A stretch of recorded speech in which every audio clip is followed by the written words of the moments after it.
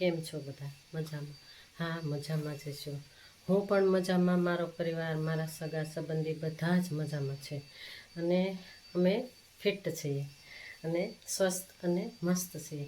તમે પણ ફિટ થઈશો, સ્વસ્થ થઈશો અને મસ્ત થઈશો. હા, જે વ્યસ્ત હોય એ સ્વસ્થ હોય, હે ને? અમે વ્યસ્ત છીએ એટલે સ્વસ્થ છીએ. તમે વ્યસ્ત હશો અને સ્વસ્થ હશો. હા, આજે હું ક્યાં જવાની છું, કઈ જગ્યાએ જવાની છું, આગળ બતાવીશ તમને હું, હે ને? મારા વિડીયોમાં બન્યા રહેજો અને મારો વિડીયો પૂરેપૂરો જોજો. આજનો બ્લોગ કેવો છે, કઈ રીતે છે, શું કરવાના છીએ અમે અને કયો એન્જોય છે એ હું તમને આગળ બતાવીશ. તમે મારો વિડીયો પૂરેપૂરો જોજો અને ગમે તો લાઈક શેર સબસ્ક્રાઈબ કરજો અને નવા છો તો એક લાઈક કરીને જ જાયજો, હે ને? નવા છો તો એમનામ વિડીયો આમ કરીને જતો ન કરતા, હે ને? લાઈક કરજો, શેર કરજો, સબસ્ક્રાઈબ કરીને જ જાજો. નવા હોય તો ખાસ કરીને નવાને સબસ્ક્રાઈબ કરીને જ જવાનું છે. મારા વિડીયામાં પૂરેપૂરા બન્યા રહેજો. ચાલો ત્યારે જય શ્રી કૃષ્ણ. ત્યારે આખરે જ્યાં જવાનું હતું ત્યાં આવી જ ગયું. હા, મારા રાજકોટના ઘરે જવાની હતી. આજે મારી દીકરીનો બર્થડે છે એટલા માટે હું જઈ રહી હતી.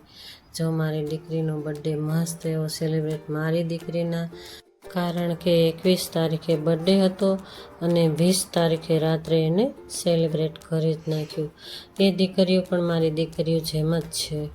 જો હવે ઉઠી ગઈશું, સવાર પડી ગયું છે, વહેલા બ્રહ્મ મુહૂર્તમાં ઉઠી અને મારી નિત્ય નિયમ પ્રમાણે મારી એક્સરસાઇઝ, પ્રભુ પિતાને યાદ કર્યા, ઓમકારા, અત્યારે ઓમકારા હું કરી રહી છું. પ્રભુ પિતાને યાદ કરવા સાથે સાથે ઓમકારા મારું રોજિંદુ આ નિત્ય નિયમ પ્રમાણે આ ચાલતું જ રહેતું હોય છે. અને હું મારા માટે 1 થી 1.5 કલાક ટાઈમ કાઢતી જ હોઉં છું. ક્યારેક હું બતાવું છું, ક્યારેક પણ હું નથી પણ બતાવતી. જો અત્યારે હું ભ્રામરી કરી રહી છું. મારે થાઇરોઇડ આવ્યું છે એટલે થાઇરોઇડની એક્સરસાઇઝ મારે કરવાની જ હોય છે. એટલે આ અત્યારે ભ્રામરી હું કરી રહી છું.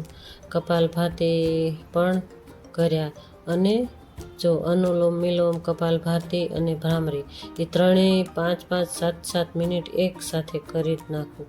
અને અનુલોમ વિલોમ સાથે કરતી જાઓ, કપાલભાતી પણ કરતી જાઓ અને થોડો તમને બહારનો અવાજ પણ થોડો આવશે. અહીંયા અમારે ગામની વચ્ચોવચ્ચ એટલે જાગનાથમાં રહીએ છીએ એટલે જાગનાથ એરિયો તો એવો ધમધમતો હોય છે, એટલે હોસ્પિટલ એરિયો કહેવાય. એટલે લગભગ તમને વાહનોનો અવાજ પણ આવશે તો ચલાવી લેજો તમે. હા, જો ને તમને કદાચ આવતું હશે, મને એવું લાગે છે કે તમને આવતું હશે. જો અત્યારે મેં એ પણ વ્યાયામ કરી લીધું અને હવે હું આ એક્સરસાઇઝ, જેને કમરના દુખાવા હોય ને એને આ એક્સરસાઇઝ બહુ જ સારી. કમરના દુખાવા એકદમ સારું થઈ જાય છે અને નસ ખુલી જતી હોય છે. આ મારે લગભગ રોજે હું કરતી જ હોઉં છું. ક્યારેક એમ થાય કે હાલો આજે તો શૂટિંગ કરી જ નાખીએ, ત્યારે હું શૂટિંગ કરી નાખતી હોઉં. બાકી મારે આ રોજિંદુ એક્સરસાઇઝ, ભ્રામરી, દોડવાનું, અગાસી ઉપર જઈને દોડતી હોઉં છું. કારણ કે એકદમ પગ બંધાઈ જતા હોય, અમુક ઉંમર થતી હોય ને ત્યારે બહુ પગ બંધાઈ જતા હોય છે. એટલે ધ્યાન રાખવું જરૂરી બની જાય, કેમકે ઉંમર પ્રમાણે આપણે લેડીઝને છે ને ધ્યાન રાખવું જરૂરી બની જતું હોય છે. અને જો આ મગજના દુખાવા થતા હોય અને ચક્કર આવતા હોય તો આ એક્સરસાઇઝથી એ પણ દૂર થતું હોય છે. અને થાઇરોઇડ જેને હોય ને એને તો આ એક્સરસાઇઝ બહુ જ સારી. એટલે હું મારા થાઇરોઇડના લીધે થઈને આ એક્સરસાઇઝ કરતી જ રહેતી હોઉં છું. ક્યારેક રામદેવજી બાબાને પણ સાંભળતી હોઉં, જોતી હોઉં. અને હું એક હેલ્થની પાઠશાળામાં છું એટલે અહીંયા એ પણ 5:30 થી 6:30 એક્સરસાઇઝ કરાવતા હોય, પ્રાર્થના બોલાવતા હોય, એ પણ હું કરતી હોઉં. એટલા માટે મને બધી એક્સરસાઇઝ એટલી બધી મસ્ત રીતે એમ થાય થતી હોય છે કે ના પગના દુખાવા રહે, ના હાથ પગના દુખાવા, ના સાંધાના દુખાવા. મારે એકેય ગોળી નથી લેવી પડતી. મારે થાઇરોઇડ સિવાય એકેય ગોળી મારે નથી લેવી પડતી. એટલે આ એક્સરસાઇઝ હું રોજિંદુ મારું થઈ ગયું. જ્યારથી હું હેલ્થની પાઠશાળામાં જોઈન થઈ ને ત્યારથી મને એમ જ થઈ ગયું કે ચાલો ટાઈમ થઈ ગયો, બેસી જવાનું એક્સરસાઇઝ કરવા. એટલે આ એક્સરસાઇઝ કરવાથી ખૂબ જ મારે તો સારું રહે. એટલે આ વિડીયો જોઈને તમે પણ આ રીતે એક્સરસાઇઝ કરજો જ. એટલે ફેટ લોસ થશે, સાથે સાથે પાચન ક્રિયા પણ સારી રહેશે, અને સાથે સાથે જેને કોઈને હાંધાના દુખાવા હોય ને એને પણ સારું જ રહે. અને બહુ અતિશય દુખાવા થતા હોય ને તો ધીમે ધીમે કરવાની આ એક્સરસાઇઝ. એટલે ધીમે ધીમે કરતાં કરતાં તમારે પછી ફાસ્ટ કરવાનું ચાલુ કરી દેવું. જ્યારે આપણે એમ થાય કે હાલો હવે વાંધો નથી, ત્યારે તમારે ફાસ્ટ કરવાની. એટલે એનાથી એકદમ નસે નસ ખુલી જશે. હા, એટલા માટે હું આ એક્સરસાઇઝ ડેલી જ કરતી હોઉં છું. મને તો એમ થાય કે હા, એક્સરસાઇઝ જ્યારે ન કરી હોય ને ત્યારે મને સહેજે ન ગમતું હોય. અને આજે તો હું રાજકોટના ઘરે છું, એટલે એટલું બધું કંઈ કામ નથી હોતું. અમારે અહીંયા બેનને કામવાળા બેન આવે છે, એટલે એટલું બધું કામ ના હોય, એટલે થોડી વધારે એક્સરસાઇઝ કરી જ લીધી મેં તો. અને એટલું રસોઈવાળા બેન પણ છે, પણ રસોઈ તો હું મારી જાતે જ બનાવીશ. કારણ કે હું જ્યાં સુધી આવું ને ત્યાં સુધી મેં મારા હાથનું ખવડાવવાની કોશિશ કરું છોકરીઓને. જ્યારે હું મોડી આવવાની હોઉં ત્યારે જ એ બેનના હાથનું અમારે ખાવું પડતું હોય, બાકી તો હું જ ખવડાવતી હોઉં છું. જો હવે હું ગ્રીન ટી બનાવીને પી લઉં. ગ્રીન ટી હું તમને ઘણી વાર બતાવતી હોઉં છું કે સવારમાં ગ્રીન ટી પીવાથી એટલું માઇન્ડ ફ્રેશ રહે અને પેટ સાફ રહે. આનાથી એસિડિટી ને ગેસ, કબજિયાત એ કાંઈ જ નથી થતું. એટલે આ એડ હું નથી કરતી, પણ મને તો આ ગમે જ છે. જો હવે ઓટ્સ, મારો નાસ્તો આજે ઓટ્સનો થશે.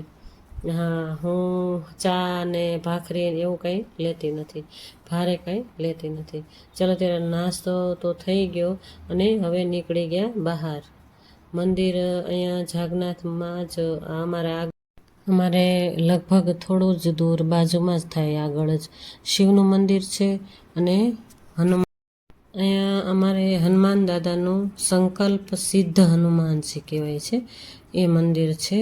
અહીંયા આગળ બધા માતાજીઓ છે, રામ, સીતા, લક્ષ્મણ. જો તમને બતાવું, રાધે કૃષ્ણ, લક્ષ્મી નારાયણ બિરાજમાન છે, જલારામ બાપા પણ બિરાજમાન, કાળ ભૈરવ પણ બિરાજમાન છે. બધા જ ભગવાનોનું ત્યાં બિરાજમાન છે. રામદેવ સ્પીર પણ બિરાજમાન છે. અને આવી ગઈ છું હવે ઘરે આવી તો જો ચીકુ પણ હું લાવી હતી, એટલે ખુલ્લા કરી નાખ્યા. ત્યારે કાચા ચીકુ ઉતારીને લાવી. જો અસ્ત વ્યસ્ત છે ને બેનનું ઘર તો, એટલે એ બધું સાફ સફાઈ કરી અને હવે ફ્રી થઈ ગયા.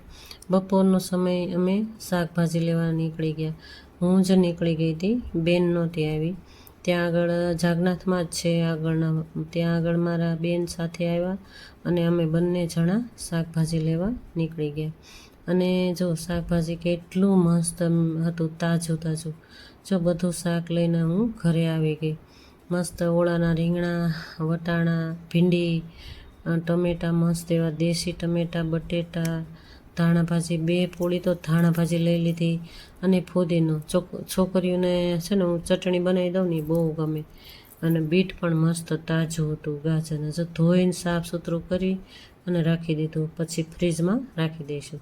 જો આ ચટણી બનાવવા માટે થઈને ફુદીનાની પોળી પણ લઈ લીધી. છોકરીઓને પાણીપુરી ઘરે જ બનાવે છે, એટલે ભાવે ને, એટલે મેં બધું હું શાક લઈ આવી. અને હવે નીકળી ગયા મમ્મી દીકરી અમે બહાર. ક્યાં જઈએ છીએ? જો હવે એક રેસ્ટોરન્ટમાં. બેન કે ચલો મમ્મી, અમે તો એન્જોય કરી લીધું ફ્રેન્ડ સાથે, બેનપણીઓ સાથે. 2 બહેનો અને મારી દીકરી, 3 એન્જોય કરી આવ્યા. હવે અમે મમ્મી દીકરી 2, હું આવી મોડી એટલે હું રહી ગઈ. એટલે હવે મમ્મી દીકરી નીકળી ગયા બહાર રેસ્ટોરન્ટમાં. ક્યારેક છોકરાઓનું પણ માનવું જરૂરી હોય છે. છોકરાઓ કે એમ પણ કરવું જ જોઈએ. એટલે અમે રેસ્ટોરન્ટમાં મમ્મી જમવા જવું છે, ચાલો મારી સાથે તમે.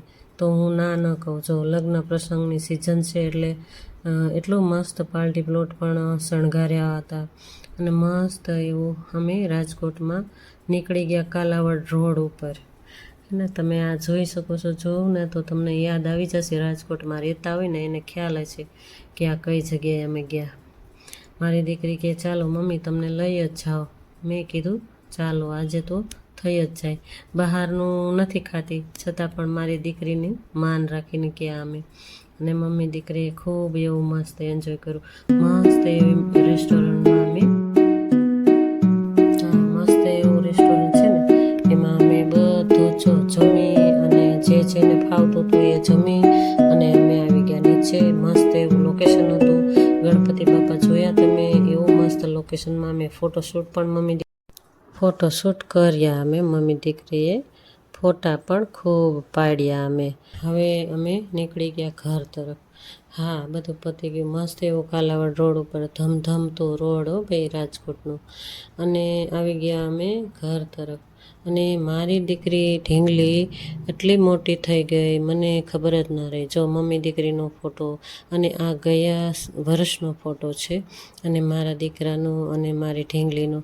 અને આ પણ એન્જોય મસ્ત કરાવતો.